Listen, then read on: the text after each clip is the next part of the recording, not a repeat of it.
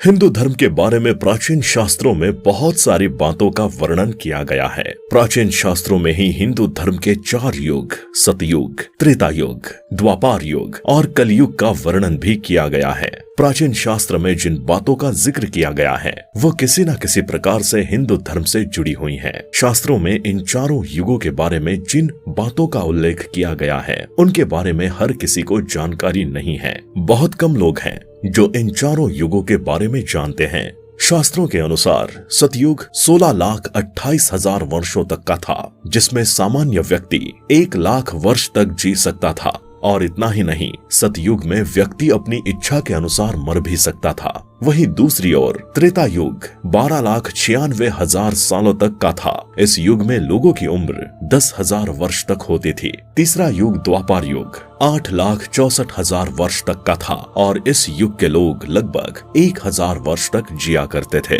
अब जिस युग में हम जी रहे हैं उसका नाम कलयुग है और कलयुग 4,32,000 वर्षों तक होगा। शास्त्रों के अनुसार इस युग में व्यक्ति का 100 साल जीना भी बहुत ज्यादा मुश्किल है। इसका प्रमाण आप अपने आसपास देख ही रहे होंगे कि बहुत कम लोग ऐसे हैं जो कलयुग में 100 वर्ष की आयु तक पहुंच पा रहे हैं।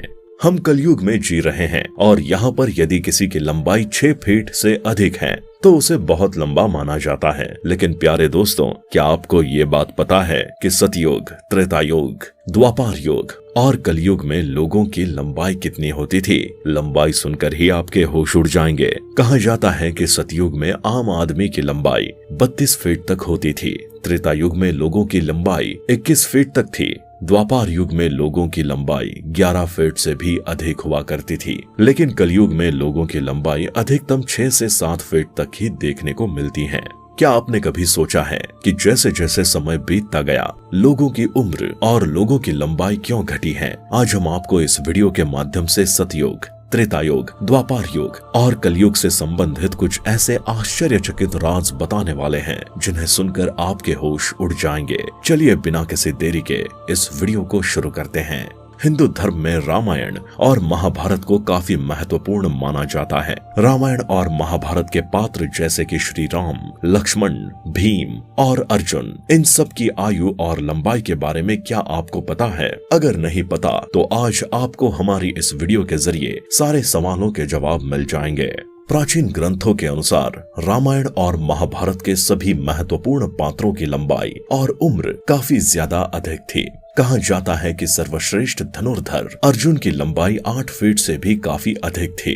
दोस्तों, महाभारत के प्रमुख खलनायक दुर्योधन की लंबाई अर्जुन से भी काफी बड़ी थी। इनकी लंबाई 9 फीट 2 इंच की थी। दुर्योधन ताकत के मामले में बहुत अधिक शक्तिशाली थे। इनमें 10,000 हाथियों से भी अधिक ताकत थी। सर्वश्रेष्ठ गदाधारी भीम देखने में ही काफी ताकतवर लगते थे। क्या आपको पता है कि इनकी लंबाई कितनी थी? प्राचीन ग्रंथ के अनुसार भीम की लंबाई 15 फीट थी।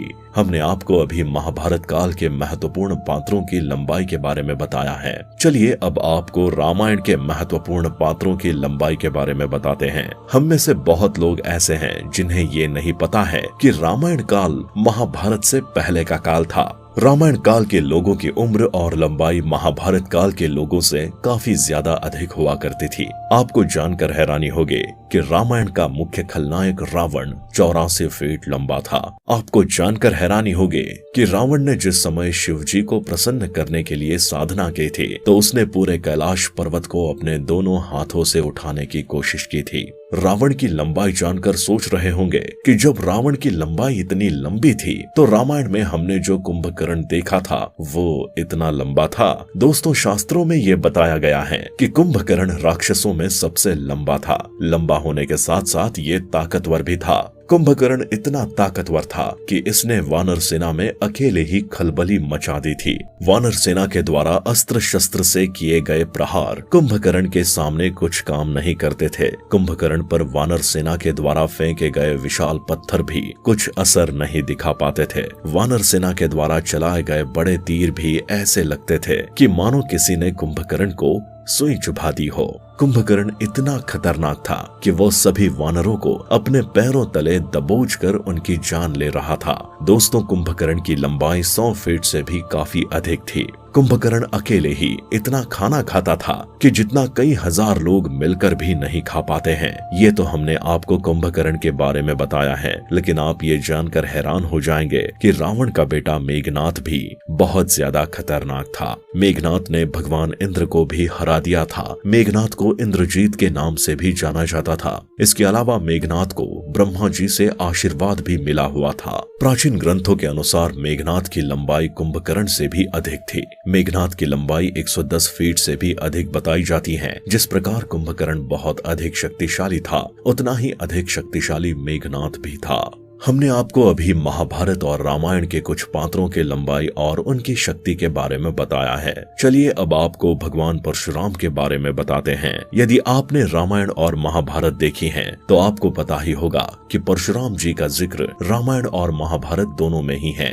वीर महापुरुष परशुराम जी की लंबाई जानकर आपके होश उड़ जाएंगे, क्योंकि पूरी रामायण और महाभारत में इनकी लंबाई जितना कोई भी लंबा नहीं था। इनकी लंबाई 594 फीट थी। अब आप सोच रहे होंगे कि हमने राम जी के सबसे प्रिय भगत हनुमान जी को इस सूची में शामिल क्यों नहीं किया है। यदि आपने रामायण देखी होगी तो आपने उसमें देखा होगा कि हनुमान जी अपनी इच्छा शक्ति के अनुसार अपनी लंबाई को बढ़ा सकते थे और घटा सकते थे। इसलिए किसी भी शास्त्र में हनुमान जी की लंबाई के बारे में सही वर्णन नहीं किया गया है। बस इतना ही कहा गया है कि ये अपनी मर्जी से अपने आप को जितना मर्जी लंबा कर सकते थे। ये कहना बिल्कुल भी गलत नहीं होगा। रामायण और महाभारत के सभी पात्र में सबसे लंबे हनुमान जी ही थे। ये अपनी इच्छा शक्ति से मेघनाथ, रावण और कुंभकर्ण से भी अधिक लंबाई का रूप धारण कर सकते थे। क्या आपको पता है जिस समय भगवान राम जी की शादी हुई थी, उनकी उम्र कितनी थी? हिंदू प्राचीन शास्त्र के अनुसार जिस समय भगवान राम जी की शादी हुई थी, उस समय उनकी आयु 25 वर्ष थी और माता सीता की आयु 18 वर्ष थी। दोस्तों, मत्स्य पुराण के अनुसार जिस समय महाभारत का युद्ध हुआ था, उस समय अर्जुन 89, भीम 90, युधिष्ठिर 91, नकुल और सहदेव 88 वर्ष के थे। कहा जाता है महाभारत के युद्ध के समय कर्ण 107 वर्ष के थे। वो युधिष्ठिर से 16 साल बड़े थे। भगवान श्री कृष्ण जी की आयु 89 वर्ष थी और उन्होंने लगभग महाभारत के युद्ध के 36 साल बाद अपना शरीर त्याग दिया था। इसलिए ये कहना गलत नहीं होगा कि जिस समय उन्होंने संसार छोड़ा तो उनकी आयु लगभग 120 वर्ष से अधिक ही थी। दोस्तों, हम उम्मीद करते हैं आज इस वीडियो के माध्यम से रामायण और महाभारत के पात्रों के बारे में हमने आपको जो जानकारी दी है वो आपने पहले कभी नहीं सुनी होगी। ऐसे ही इंटरेस्टिंग वीडियोस देखने के लिए आप हमारे चैनल से जुड़े रहें। यदि आपको ये वीडियो अच्छी लगी है तो दोस्तों के साथ वीडियो शेयर करना मत भूलना। धन्यवाद।